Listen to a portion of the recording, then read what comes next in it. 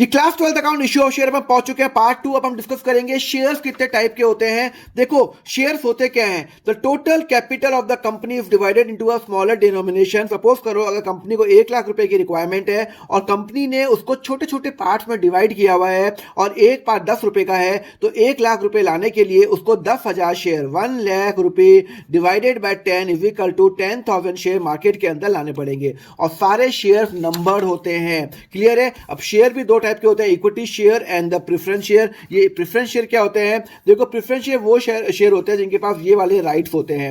कौन कौन से right to receive the dividend at a fix rate before any dividend is paid. मतलब अगर कोई कंपनी डिविडेंड डिक्लेयर करती है तो पहले प्रेफरेंस को देगी फिर इक्विटी को देगी। इनके पास राइट्स होते हैं। क्लियर है। Similarly when the company founder they have a right to return the capital before equity share. Company कल बंद होती है तो पहले पैसा प्रेफरेंस शेयर को मिलेगा, उसके बाद जो पैसा बचेगा वो इक्विटी शेयर को मिलेगा। मतलब इनके पास थोड़ी रिस्क कम होती है as compare to equity share holder, because इनको पहले डिविडेंड मिलेगा और पहला पैसा मिलेगा अगर कंपनी बंद होती है तो। पर इनके पास वोटिंग राइट्स नहीं होती है। और टाइप ऑफ प्रेफरेंस शेयर क्या होता है? Cumulative, non cumulative, participating, non participating, redeemable and irredeemable. पर ये इक्विटी शेयर्स क्या होते हैं जो कि आप हमारा जो स्टॉक मार्केट होता है ना, जैसे रिलायंस लिमिटेड का जो शेयर है वो सब इक्विटी शेयर होते हैं। ये आज वो वाले शेयर होते हैं जिनको डिविडेंड प्रेफरेंस शेयर्स के बाद मिलता है। पर इनका एक एडवांटेज क्या है? प्रेफरेंस शेयर को डिविडेंड दिया, उसके बाद जितना भी प्रॉफिट होगा वो इनको मिल सकता है। इफ द कंपनी को कोई भी प्रॉफिट नहीं होगा तो कोई डिविडेंड नहीं मिलेगा, ध्यान रखना। Okay. However if the company earn more profit, उनको ज्यादा डिविडेंड मिलेगा। मतलब इसमें रिस्क बहुत हाई है। डिविडेंड पहले प्रेफरेंस को मिलेगा फिर इक्विटी को मिलता है तो रिस्क हाई है।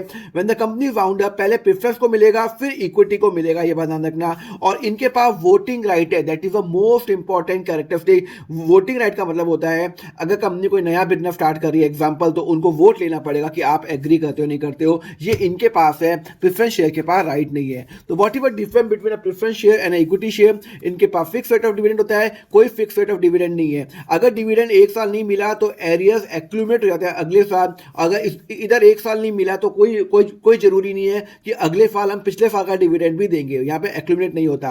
Right to receive the dividend before any dividend is paid to equity share holder. पहले इनको मिलेगा, पहले प्रेफरेंस को मिलेगा फिर इक्विटी को मिलेगा।